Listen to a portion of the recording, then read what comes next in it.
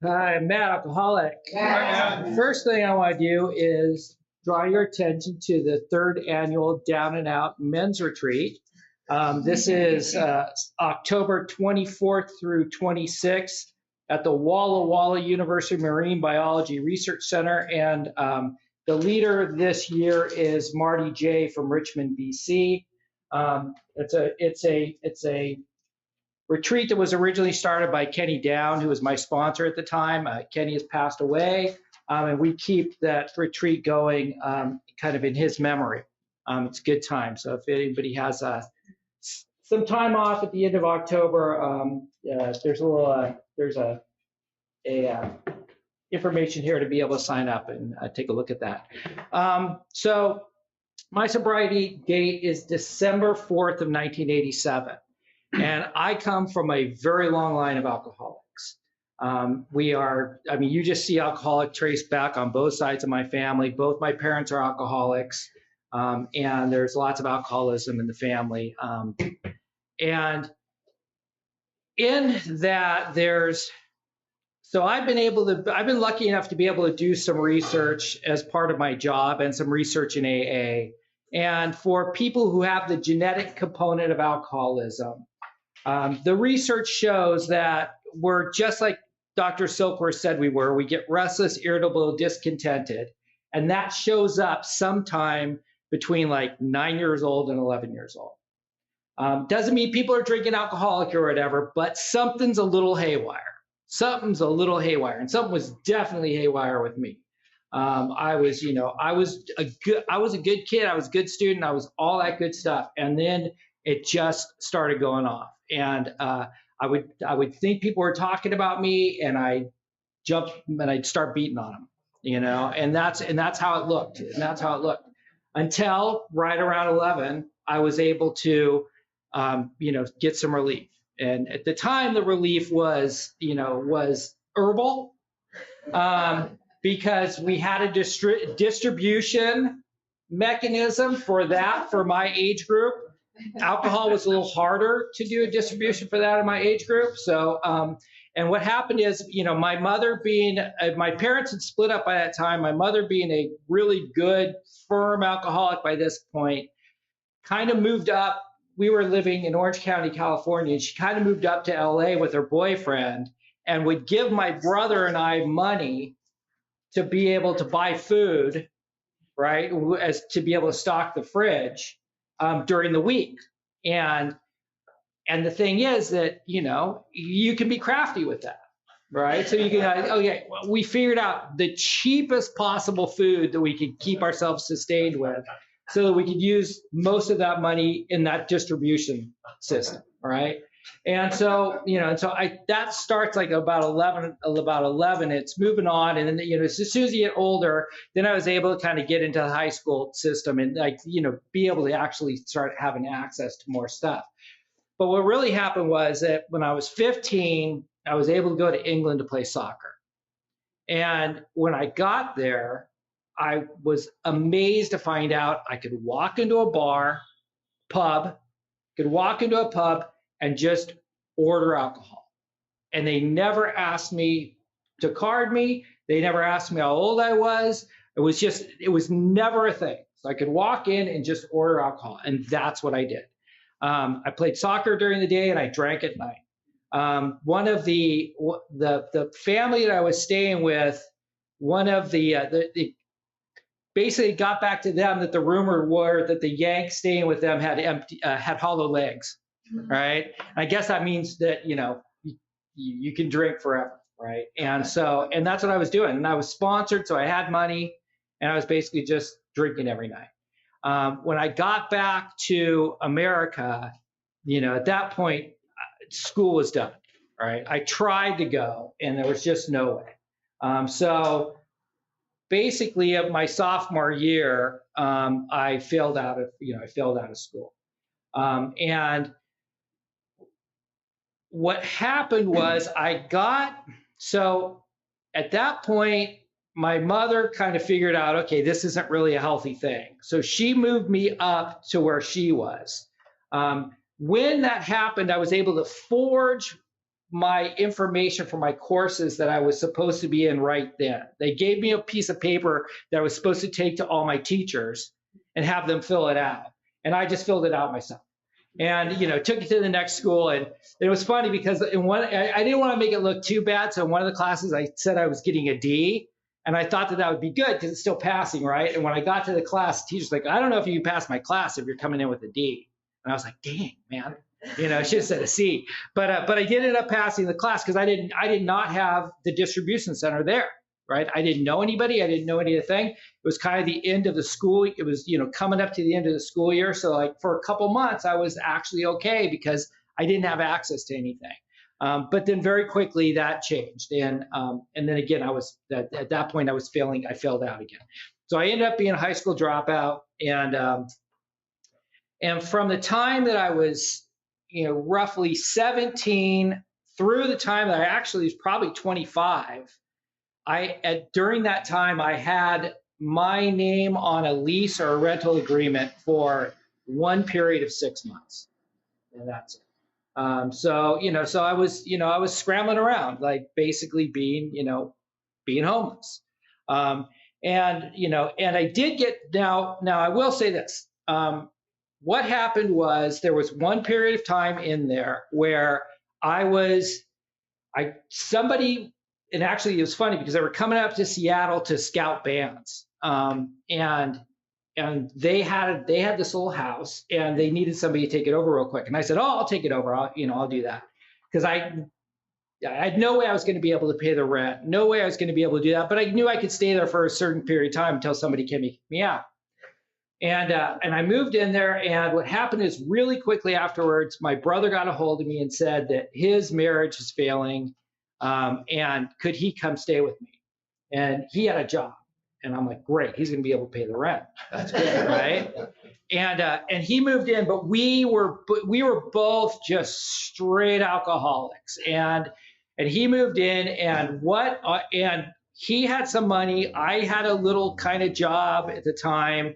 And we would drink. So we had a liquor store right at the end of our street. And we basically had them come up with, we said, this is what we want.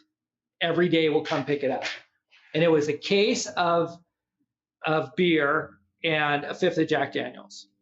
And so we were drinking that every night. And along with other things, to supplement that. And he moved in sometime in September of '87. And by the beginning of November '87, I walked in the house and he said, I'm an alcoholic. I'm going to start going to AA. And, at that point, I said, I will too. Now, one of the things that had happened since that time, well, first of all, my dad started going to AA in 1982, and we didn't know anything about it. So we didn't really know anything about it because we weren't really in contact with my dad through all those years. But my mom did go to AA, and we did know about it, and she got sober. And, and it was one of those things where if you want to, like, I didn't know people went to AA and didn't just stay sober, right? Because my experience was you go to AA, you get sober, you don't drink anymore. And that's just what I thought. I thought it just worked, right? Because that's what my example was. And so, so we decided to do that. My brother tells me that I said, okay, that's great, but we should at least get some wine or something tonight. And I do not remember that at all, but I believe him. So we did that. We tried to go to AA meetings. We drive up to the door. We kind of look and be like, no, and we drive away. And we did that starting in sometime in early November. December 3rd, we ended up at a concert, and instead of, we got in line between the two acts to get Cokes, and by the time we got to the front, we were ordering beer. And and that was the thing. It's like we didn't have any defense against the first drink. Now we did just have one drink because it was pitiful, incomprehensible demoralization. We just couldn't. We both just were like, we don't want to be doing this, and it was that sense like I couldn't resist not doing it, but I just don't want to do it. So we did say, okay, that's it. We're going to have to start going to AA. So we do start going to AA. He gets really involved in a group. I don't want to really get involved in a group. I kind of work the fringes, but he starts doing way better than I'm doing. And, we got sober on December 4th. So December 31st rolls around and I'm sitting in that little house and he's out with a bunch of AA people. And I'm thinking about those 2 bottles of vodka that are up in the cupboard that we never got rid of. But I don't want to drink, but I want him to think I drank. So I take the bottles, I pour them out of the sink, but I leave them like this so it looks like maybe I drank them. And he comes home and he goes, "Oh, I'm so glad that you got rid of those. I've been meaning to do that." And I was just like, because I thought I was on the pity party and he was not jumping on board with me. And he basically just said the same. He said, what we say in AA, like, I got involved. I'm doing all this stuff. I got a sponsor. I've got commitments. I'm doing this thing. You're not. It looks like I'm doing better than you are. So why don't you try doing what I'm doing? Just kind of a simple thing I got. And he even gave me a guy's number, and this guy should be your sponsor. And I'm like, okay, whatever. So I start doing that, and things change. Things change. And and I kind of want to talk a little. I kind of want to go through like a 4 through 9 progression here over the years. It's kind of what I wanted to do today. So my first 4-step. And this is, when I hear people talk about doing their first 4-step and it was fearless and, and complete and, searching and and they asked me that thing that I was never going to tell anybody. I was going to take it to the grave and I told them that thing and it was all great. And that's what my experience of the first 4-step is. It's that guilt and shame and remorse cleansing out. Like I need to get rid of this stuff so it's not hanging over me anymore. And that's what it was, and I liken it to, you're in a room, like my dad died in 2009 from a fentanyl overdose, and we had to go clean out his apartment. And I know what an addict's apartment looks like, right? And that's like my thing is, you're in a room, you're doing, you're in your disease, you can't get out of that room, and you're just in there, just all the stuff's just piling up. I'm piling up. And you finally get out of that room, and you're like, I can breathe, And that's what the first, that's what it is when we finally can put it down and we get to meetings and we start doing the stuff and we start feeling good. But we know we're going to have to go back in and clean out that room, And that's what that first 4-step was for me. It was a hefty bag going in, getting rid of the trash, getting rid of the trash. But that's all it was. That's as far as it went for me, really. I didn't, and I felt better. I felt better about all that stuff, right? But what happened is about 6 years into sobriety, I'm working for this company and I have a parking space on top of this parking deck. And at the end of the parking deck, it's just wires. And if you don't know what those look like, if you go to Ballard Blocks, that's what the parking structure looks like. You go, oh yeah, this is what Matt was talking about. And when I would drive up my car to those wires, I would get out and my head would tell me, jump, jump, jump, jump. And it happened every day for a long time. And I said, something's really wrong. Something's really wrong. I went to a counselor, talked to the counselor. The counselor actually knew a lot about AA. And I said, and said, and I kind of told me, I said, okay, well, tell me about your history. I told him about my history. The counselor looked at me and I knew I didn't do something right. And I said, what? And she goes, all that stuff that happened to you is not all right. Correct? And I said, oh, I'm an AA. I've done 4-step. I know all this. And she's like, okay. And then she read me her AA dossier, which was way more extensive than mine. And I went, oh, yeah. And she goes, and here's the thing. I know when people actually have really worked through this stuff, they don't talk about it the way you just talked about it. And I went, oh. And luckily I had this friend who was a really bad drunk. He had a bad history and he was a scary dude when he came in, and he did really bad things to people when he was out there. And he had he was multiracial, and he had a lot of challenges with regards to that. And he worked through things, and he had done a lot of work, and he had changed dramatically. And so I'm like, you know what? That guy's changed. So I'm going to ask him to be here. And I go up to him and I say, I wonder if he'd sponsor. And he's like, no, you're my friend and you don't want me to sponsor you. He goes, but if you like what happened with me, if you think that that's good, ask my sponsor. All right. So I went and asked his sponsor, and then we started going through the 4-step. Now, I'll tell you that first 4-step was about my guilt and my shame and my remorse. And it says in the 4-step, okay, who are we resentful at? What are we resentful for them for? And all this type of stuff. And then it says, we put all that out of our minds and we focus on our part. So I figured if I was going to put all that stuff out of my mind, why even do all that part of it? Right? My first 4-step, I didn't have any resentments on it. It was it was my 4th column, right? And so I had to do the first 3 columns. I had to actually say what had happened to me. And what that allowed me to do was it allowed me to do some forgiveness for, what had gone on. I was raised by alcoholics and addicts, and, being raised by alcoholics and addicts, you're not protected the way you're supposed to be protected, and you're not cared for the way you're supposed to be cared for. And that stuff had an impact, but I had to be able to get to that point of actually doing the process of forgiving, of true forgiveness. And I didn't want to jump off a building anymore, and at that point, it was good enough for me. The next 4-step I did was when I went to, so what happened is I started working with that sponsor, and that opened up a lot of stuff. So I was able at that point to be able to I dropped out of high school. I was able to actually get a high school diploma, go into community college. I was able to actually do some successful stuff with school. To getting all that stuff out of the way, I was actually able to start progressing in life. And that sponsor helped me move through to the point where I was able to transfer to go to, the #1 public institution, in the nation, to go to college. And, so I got my high school diploma. I went to this school and I did well, met my wife there. She was doing exactly the same thing I was doing, a high school dropout, going to this great university. Did well there, but, but I got sober at a time when we didn't have cell phones. Or if we had cell phones, if you called long distance, it was really expensive, man. It was so expensive you couldn't have a long distance sponsor. I mean, unless you were wealthy. And so I had to get a new sponsor. I moved up to Northern California.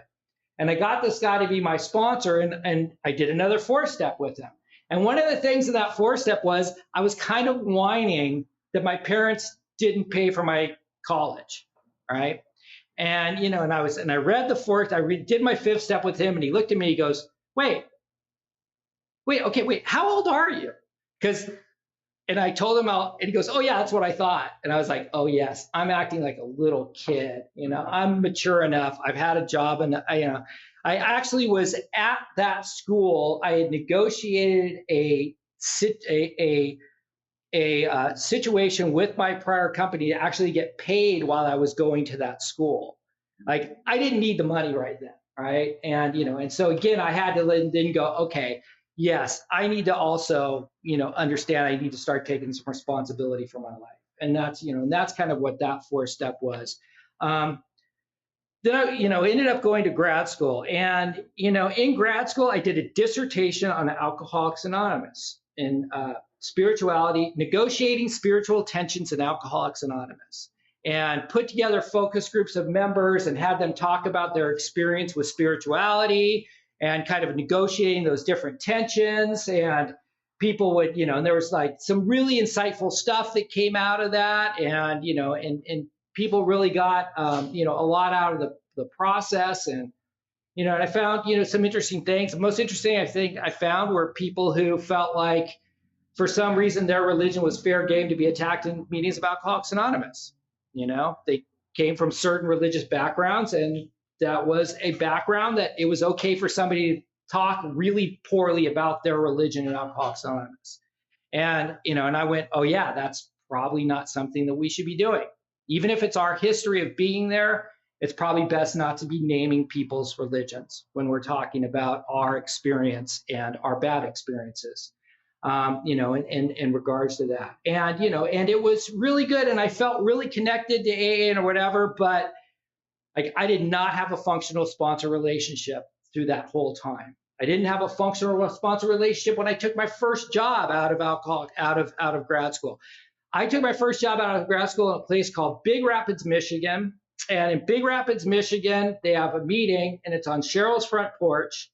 And, there might not be too many people on Cheryl's front porch. and it was tough. And then the next job I took down in Arkansas, and I'd go down there, and actually Arkansas, there's some decent program, but there wasn't anybody with more time than me there, that really had a functional program that I really wanted to work with.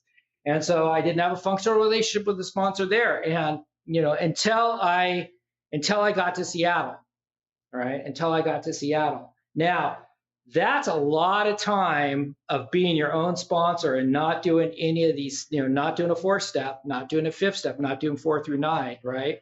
When I first did 4 through 9, that first go around, in cleaning out the trash, I got to do a lot of cool things. I got to pay back the IRS. I got to pay back people I stole from. I got to pay back families I stole from, jobs I stole from. I got to do all the cool amends work, right? The next time I was able to kind of do some forgiveness work, which was really good. I didn't owe anybody any money at that time. I hadn't done like really intense stuff, but I owed some of that. I was able to make some of that forgiveness work. I was able to kind of grow a little bit more in the next one, but this next one was like, I didn't know how badly I needed to do it. I did one. It wasn't that great, but then what happened was, I had to do another 4-step. And that next 4-step I had to do, it talks about in the big book, in those things, it talks about Brown, all right? And I had a Brown, right? And it says Brown, attention to my wife, right? And Brown really knew how to overstep those boundaries, right? And in there it also says wife likes Brown, all right? And I ended up having, my marriage blow up at 25 years of marriage and 35 years of sobriety. And I had to go do that 4-step, right? I had to go do that 4-step. And you're doing that 4-step, and when you're doing that, in the big book, it doesn't tell you what to do about Brown, right?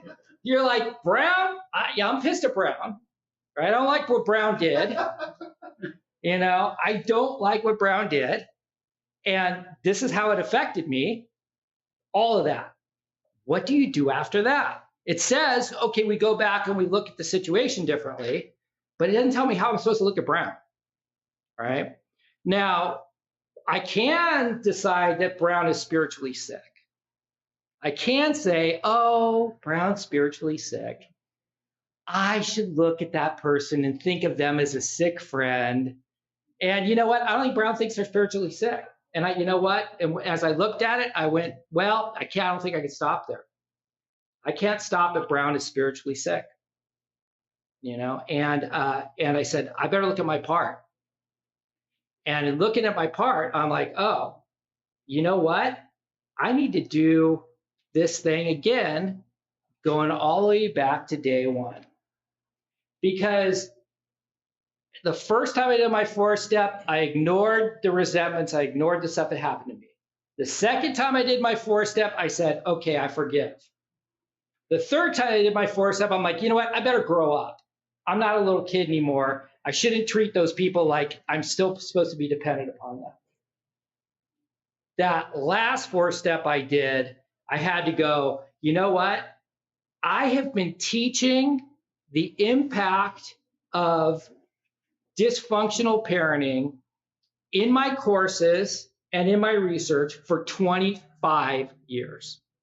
I knew all about what the impact of that stuff was, right? And what that means, the impact means how I am likely going to act. And I did all of it. I did everything that I'm supposed to do, right? I can withdraw when I get my feelings hurt. I can attack you and try to control you when you're not doing what I want you to do. I did everything that I'm supposed to do. And Bill Wilson talks about it in the end of Working with Others, 2 Wives, and the Family Afterwards, and in the 12 and 12. He talks about all this stuff. It's laid out in our book clearly. It says this is the stuff that people do in relationships, right? It's all laid out there, right? And I know all that stuff. I was teaching it. Right. And so what I had to do is like go there and go, wow, I need to really fundamentally actually start dealing with that stuff.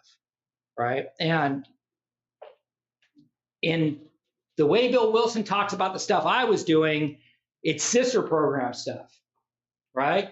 Because Bill's like, don't do this stuff to your alcoholic because your alcoholic's not going to react real well to it. And I was doing all that stuff. I was controlling, I was complaining, I was criticizing, I was doing all the stuff that it says, hey, you know what, don't do this stuff, right? And so I started working with, another sponsor and another program to start addressing that stuff, right? And, and what happened was I realized, you know what, I set Brown up.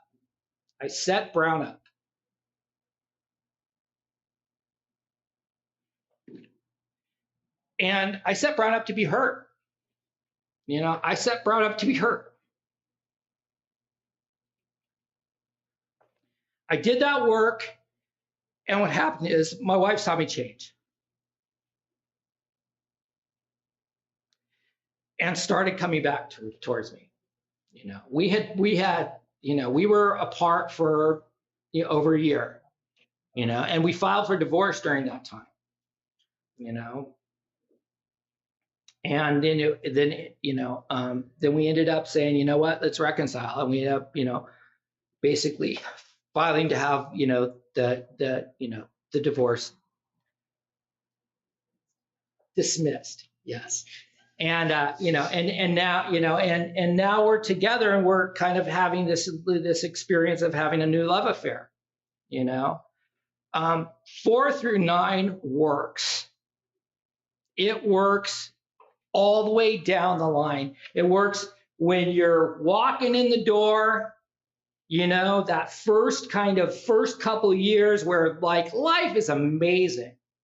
When I was somewhere in my first pocket of sobriety, I heard a guy talking at a meeting and he said he went to his sponsor when he was getting ready to come up to his 3rd year birthday. And he's like, I don't think I'm an alcoholic.